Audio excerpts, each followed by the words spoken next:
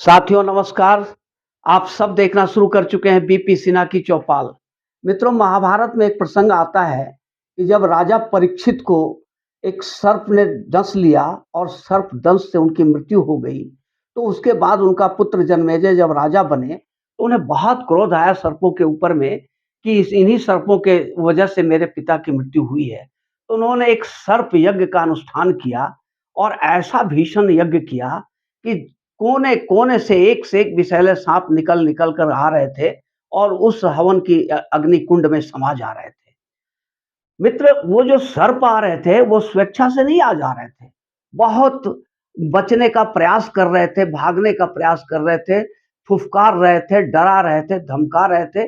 बावजूद इसके यज्ञ इतना भीषण था कि उन्हें मजबूरन यज्ञ के हवन कुंड में आकर समा ही जाना पड़ रहा था और आकर समाकर अपने अस्तित्व को समाप्त कर ले रहे थे।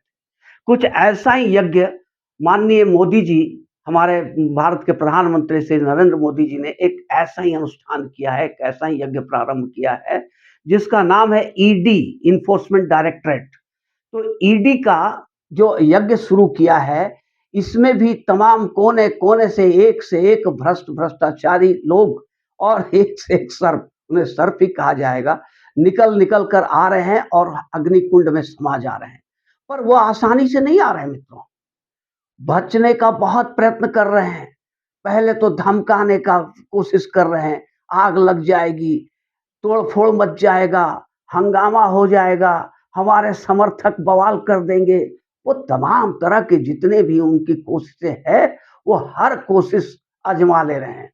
पर जब ये कोशिशें उनकी नाकामयाब हो रही है, बावजूद इसके कितने भी कोशिश कर रहे हैं, फिर भी वो यज्ञ के हवन कुंड में आकर समा ही जा रहे हैं और उनकी अस्तित्व समाप्त हो जा रही है। पिछले समय में हम अगर देखें, तो नानाजी देशमुख से लेकर के नवाब मलिक से लेकर संजय राउत तक सबने बहुत कोशिश की, धमकाने का, हड़काने का। वो आपको याद होगा संजय राउत जब जा रहे थे, तो भगवा कपड़ा लेकर के लहरा रहे थे। कि ऐसे लग रहा था कि जैसे कोई जंग में जा रहे हों। पर मित्रों, बच कोई नहीं पाए। आए और ये हवन कुंड में, ईडी के अग्नि कुंड में समा ही गए। अब इन्होंने कुछ ट्रेंड बदला, कुछ इस तरह का प्रयत्न शुरू किया कि इतने ये भयभीत हो गए हैं कि बंगाल में ईडी के ऊपर में पत्थरबाजी की गई, घायल कर दिया गया। उसके बाद अभी हेमंत सोरेन जी जो हैं, झारखंड के मुख्यमंत्री श्री हेमंत सोरेन, इन्होंने भी बहुत कोशिश किया बचने का। 9 समन को इग्नोर किया ईडी का कि जाएँगे ही नहीं, जाना ही नहीं है। अब ये जो हेमंत सोरेन जी ने किया, एग्ज़ाम्पल सेट किया, इसके पीछे लालू जी का कुनबा, तेजस्वी यादव, लालू जी सब इसी को फ़ॉलो करने लगे और दिल्ली के वर्तमान मुख्यमंत्री माननीय अरविंद केजरीवाल जी भी इसी बात का इस यही फ़ॉलो करना शुरू कर दिए। मतलब सबके गुरु बन गए हेमंत सोरेन जी। अब उनके देखा-देखी इन सब ने ईडी के समन को इग्नोर करना शुरू कर दिया।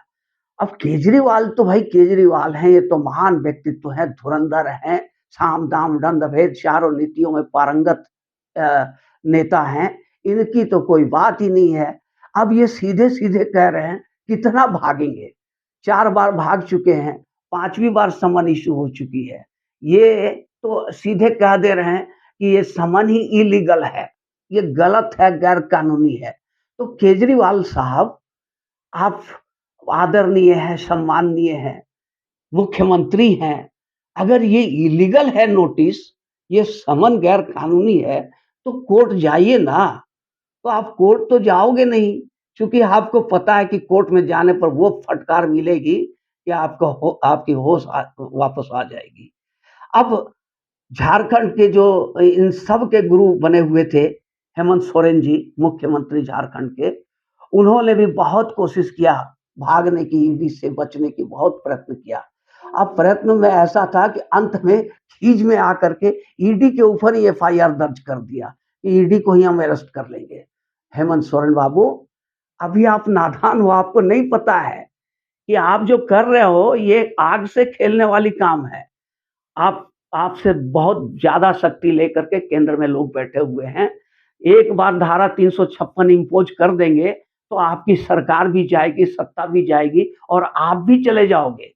तो इससे अच्छा है, जब हेमंत सोरेन जी को ये बात समझ में आई, उनके शुभचिंतकों ने जब उन्हें समझाया कि आप जो कर रहे हो, इसका नतीजा ऐसा होगा कि आपकी सरकार भी जाएगी और आप भी चले जाओगे। तो हेमंत सोरेन जी भागते भूत की लंगोटी बचाने के लिए, पकड़ने के लिए खुद को गिरफ्तार करवा लिया और झारखंड में एक नया मुख्यमंत्री अपने ही दल का चंपई सोरेन जी को नियुक्त कर दिया। तो कहने का मतलब है कि ये जो केजरीवाल जी के, लालू जी के कुनबे का ये जो हीरो बने हुए थे, गुरुदेव बने हुए थे हेमंत सोरेन, वो हेमंत सोरेन तो अब चले गए। अब गए हो हेमंत सोरेन, अब आप लोगों का क्या होगा? केजरीवाल जी कितना भागोगे आप? कितना भागोगे? और अमित शाह का तो ये एक नीति ही है कि भगा-भगा करके, भगा-भगा करके, भगा-भगा कर थका देते हैं और उससे क्या होता है कि आपका भागने की क्षमता भी खत्म हो जाती है, कॉन्फिडेंस भी खत्म हो जाती है और आपकी जो छवि है, वो एक भगोड़ा की बनकर रह जाती है। आप जो भगत सिंह की औलाद बनते हो, भगत सिंह की संतान है, अरे आप तो भगोड़े हो यार, भगत सिंह की संतान क्यों बोलते हो? भगत सिंह तो भागे नहीं, असेंबली में बम पटक कर अपने आप को गिरफ्तार करवाया और हँसते-हँसते फांसी के फंदे पे झूल गए। आप तो भाग रहे हो। बात हर जब भी ईडी की समन आती है, आप फरार हो जाते हो। तो एक बार डिसाइड कर लो कि आप भगत सिंह की संतान हो या भगोड़ा हो। ये हम नहीं कहते हैं, सारी दुनिया कह रही है। साथियों, अब बहुत जल्द वो दिन नज़दीक आ गया जब केजरीवाल भी अंदर जाएँगे। 2 तारीख और 3 तारीख के डेट में इनको समन किया गया है और 5वीं समन है। अब ये इग्नोर करने की स्थिति में नहीं है, इग्नोर करेंगे तो इन्हें अरेस्ट कर लिया जाएगा। तो मित्रों, अगर ये वीडियो आप लोग को अच्छी लगी हो तो एक लाइक और चैनल को सब्सक्राइब ज़रूर कर देंगे। धन्यवाद।